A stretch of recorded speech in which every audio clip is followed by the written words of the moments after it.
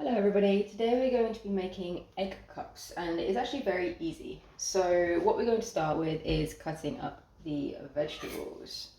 So here I'm just cutting up some cherry tomatoes. You can choose whichever you prefer, so if you would like beefeater tomatoes or not any tomatoes at all, that's completely your preference. It really doesn't matter. But you need to cut them up fairly small so that they fit in your muffin cases or your cake tin, whichever you prefer to use. And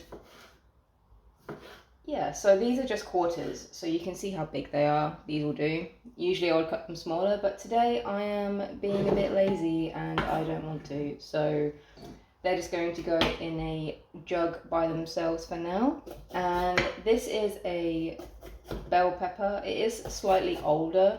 You can see it is a bit wrinkly, but this is also quite a good way of using older vegetables if they're not quite as crisp as you would like them to eat them raw. And to be honest, these ones are just on the cusp of being a little bit too old to be eaten as you would eat a normal bell pepper, like in slices or with hummus. So again, you just need to cut those up quite small. With pepper, you can cut them up a little bit smaller than the tomatoes, so it's very easy, it's very straightforward, as you all know. You just need to roughly chop them. It doesn't matter how precise you are, it's all going to go into the same pot anyway. Again, you can choose whichever size pepper pieces you would like, if you would like to include pepper or not, it's entirely up to you. I just really like them and they need to be used. So they go into the same pot with your tomatoes or whatever else you've done thus far, because we're going to mix them up anyway, so there's no need to keep them separated.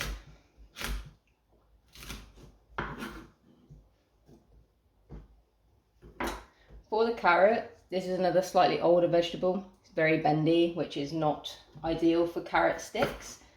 So I prefer to grate carrot when I'm making egg cups. So it's what I'm going to go and do now. And I'm going to grate it directly into the pot of vegetables.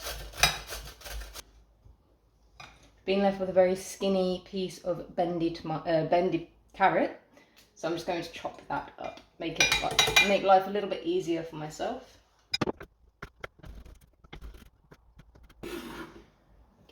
Again, just add these directly into your pot of vegetables. The last thing that I'm going to add today is a red onion, and you don't have to include onion if you don't want to, of course, it's entirely up to you, as with everything else that you're going to add, but I quite enjoy an onion, so that's why I'm going to be adding it today. Please excuse the rough chopping of this onion. I am in a bit of a rush today, so I don't really have time to be all neat and pristine with it. So as long as it gets cut, it doesn't really matter anyway.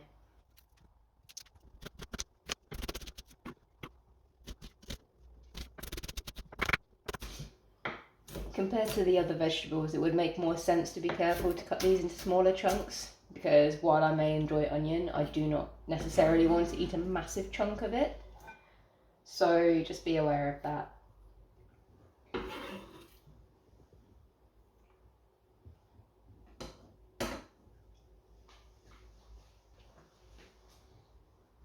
So once you've got all your vegetables in the little dish, all you need to do is just mix them up. I'm just using a fork to literally just mix them together until they're fairly evenly distributed. And that's what you need to do with these veggies.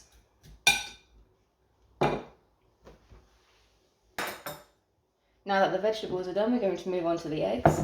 And for this, I'm going to be using 7 eggs. The last time I made this, I used only 6, and it was about 2 egg cups short, so I've upped the number of eggs.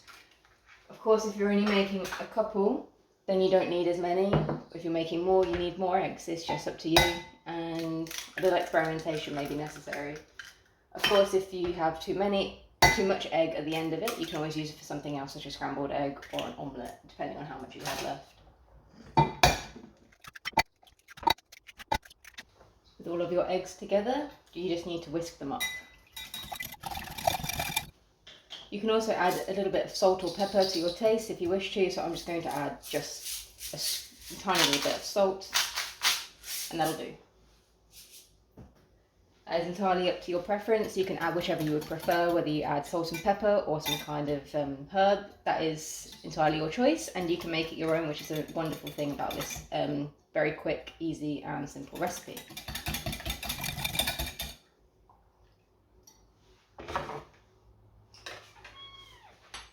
Once your vegetables are mixed and your eggs are whisked, it's time to begin the preparation for your egg cups.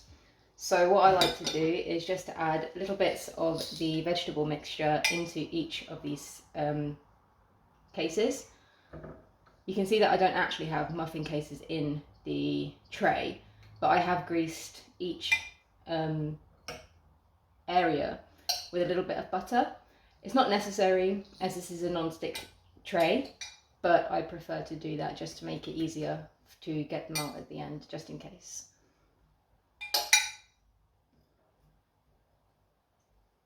So when you're filling them, you do want to fill them quite a lot, so you get quite a lot of volume at the end, but that is also again up to you depending on how big you want your egg cases or your egg cakes at the end.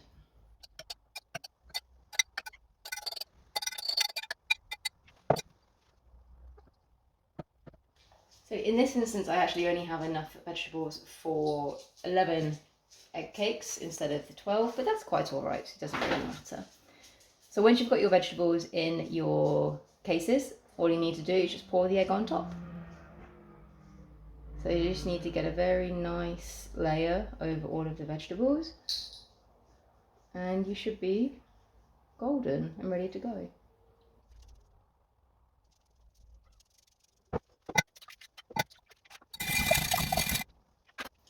So in this instance, I didn't actually have enough egg again, so I just whisked up 2 more eggs. I'm going to add those in to fill up the final 2 egg cups. So once you've reached this stage, you're ready to put them in the oven. So I put mine in the oven at about 170 degrees for about 20 minutes. You can keep an eye on them, make sure they're not burning, but usually that's quite all right. And then once you take them out, they should be nice, golden and cooked. So once you get them out of the oven, this is what your egg cups should look like. You can see that they're nice and risen, they're nice and golden, and they should be very tasty. I'm very much looking forward to these because I am donating blood next week, so I need to get my iron up, and these are going to be rich in iron, vitamins, and the nutrients that you will need for that. So yes, it's a very simple recipe, very quick, very easy, and very easy to enjoy. So if you try this recipe, I hope you have as much fortune with it as I do, and thank you for watching.